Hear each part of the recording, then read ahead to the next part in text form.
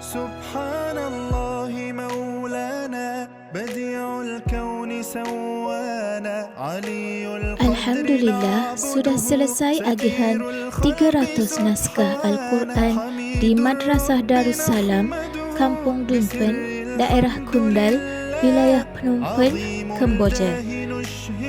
Terima kasih kepada semua pewakaf.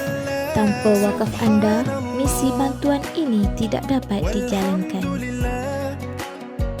لا إله إلا الله والله أكبر سبحان الله والحمد لله لا إله إلا الله والله أكبر.